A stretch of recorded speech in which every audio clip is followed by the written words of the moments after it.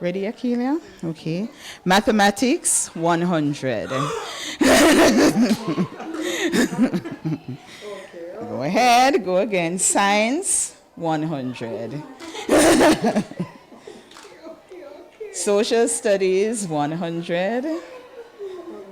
And language arts, 100. Communication task. Communication task, 11 out of 12. I'm here.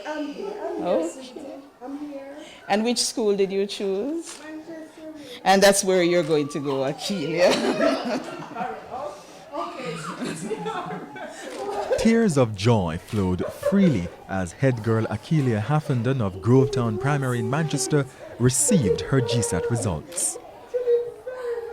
Principal Rose Griffiths was pleased at her school's performance. Our students, I think, have done particularly well. They have done us proud this year. We focused on the academics, specifically because we sought to get this kind of improvement in our GSAT passes. It was hard. It was hard, but we didn't give up. We didn't give up. Late night studying and, we just pray and just try to do our best, because one thing I tell her the sky's the limit and she can do it. What we have found, based on a cursory glance at the reports, is that the students whose parents have given support have really come through with flying colors. That's a view shared by Colin Cameron, the principal of Bull Savannah Primary and Infant School in St. Elizabeth. Parental involvement in general is good. What we find is that where the parent is fully involved, most of those students have passed. The majority of those students do well. I studied 3 hours per day. I don't really watch any TV because my mom actually took it away from me. And Millicent Bernard James, principal of Alligator Pond Primary in Manchester, insists the children's academic performance suffers greatly because of the lack of parental involvement or poor parenting. We see little parents. Only this morning we saw most of them that I have not seen since September. You call them for grade meeting, they don't come. They do what we call sibling parenting.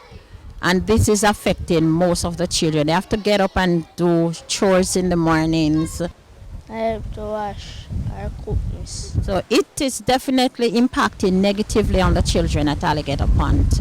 Meanwhile, based on the results, mathematics continues to be a headache for some students and schools.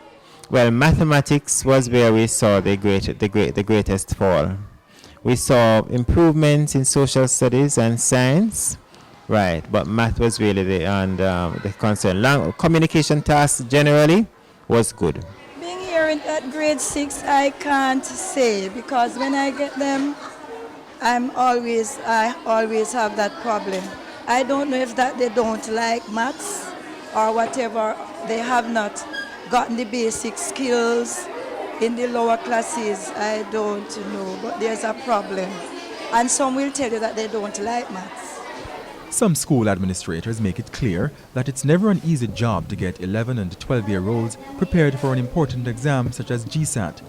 It's even harder for some who have to teach more than one grade in the same class. So the strategy that we have to use here is to use a differentiated instruction, where we group students based on their abilities, based on their interest, and we teach in that way. We also have to identify the common strands between both curriculum that we are interacting with, and we have to teach as such. At the end of a term, we are expected to set a different paper for each class. So we have to teach to the objectives and we have to teach to the focus question for each class. Some of the students, they play, they idle, we have to beg and force them to work. But this little girl, JAIBA, she's coming from a poor background. The principal here had to supply her with the books, and she really used them. I always study. Sometimes I just put aside the playing and watching television to study. She would sit in class, break time and lunchtime, and work very hard. And she used her book well, if you notice there without covers, because she really worked hard. It's clear that the challenges are numerous, but they all seem to disappear every June when teachers and their students celebrate GSAT success.